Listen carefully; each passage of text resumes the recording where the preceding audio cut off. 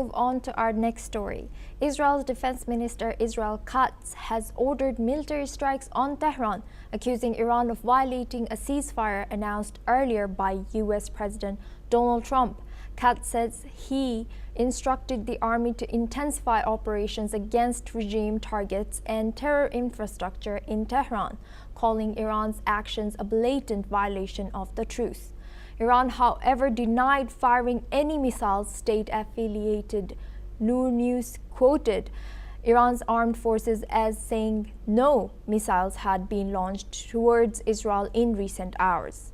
Just hours before the escalation, US President had declared the ceasefire now in effect on Truth Social, urging both sides to honor it. Israel and Iran had publicly confirmed the agreement. But today's rapid turn of events now casts serious doubts over the fragile truce after 12 days of conflict.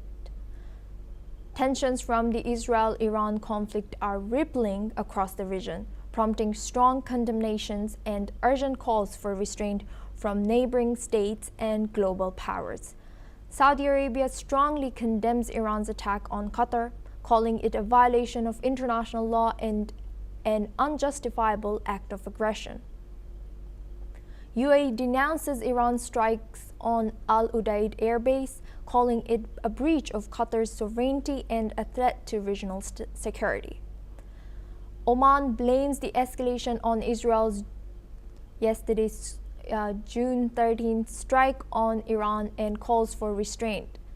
Saudi Arabia welcomes President Trump's ceasefire announcement and supports de-escalation efforts. Global concern grows over US-Israel strikes on Iran, which have destabilized the region. IAEA welcomes ceasefire-related developments in the Iran and the situation. Now we have guests joining us for this discussion. He's Professor Ephraim Inbar, Senior Researcher at the Jerusalem Institute for Strategy and Security, live from Jerusalem. Thank you, Professor, for joining us today. Welcome to NewsX World. Now, what is your take on just the news just now that Israel claims that there were attacks fired towards Israel from Iran, and then Iran claiming that it hasn't fired any missiles towards Israel? I think that Iran has a long history of not telling the truth.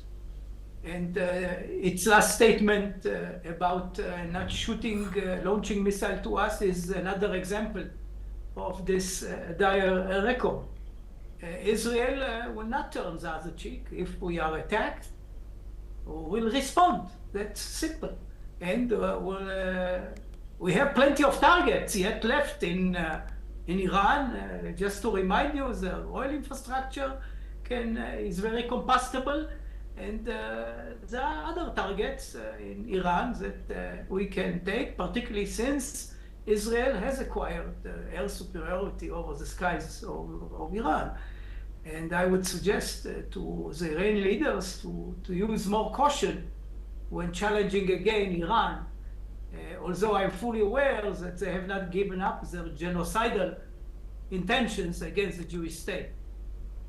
And now with Saudi Arabia, UAE, and Oman openly criticizing Israel, risking diplomatic isolation in the Arab world, despite recent normalization efforts, do you see any friends for Israel in the region, in the Middle East? Yeah, I think that we are a strong state. Most Arab countries want good relations because we have something to give to them, to sell to them.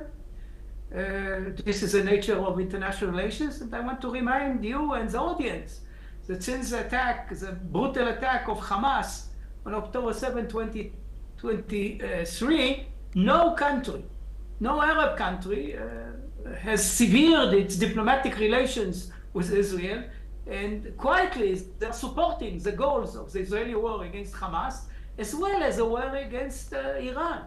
Nobody in the region wants a nuclear Iran. And building on your answer, what do you think was Iran's strategic intent in targeting Al Udeid Air Base last night in Qatar. Was it symbolic, retaliatory, or meant to internationalize this conflict? I don't think so. I think that this was an interesting show of creative diplomacy on part of Iran. They coordinated the attacks with Qatar in order to make sure that no American is injured, and they let Americans know about this arrangement. So it's quite clear that the Iranian quasi-attack on Qatar will not bring a larger conflagration in the region. And has this military escalation undermined Israel's broader efforts at regional integration post-Abraham Accords, according to you? I think just the opposite.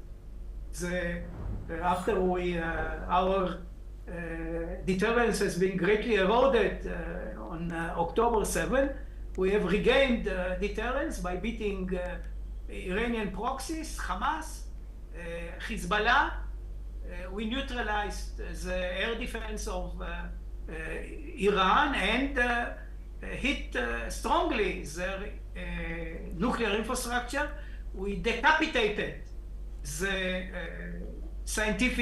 nuclear scientific base, or the heads of the base. And I think this feats only are well respected in the world.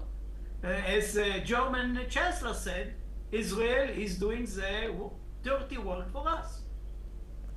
And Professor, what is, in your view, are Israel's red lines going forward now, and can a path to restraint be realistically chartered? Which charter? The ceasefire or peace, can restraint on both sides be realistically chartered or happen? I think that Israel agreed to a ceasefire. After a while, we achieved most of our goals in Iran, particularly the destruction of the nuclear infrastructure with the help of the United States, of course. And we are not interested in prolonging the war. We don't want a war of attrition.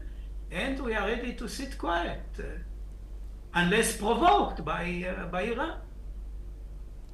Thank you very much, Professor Ephraim Inbar, for joining us today and bringing your expertise to our conversation.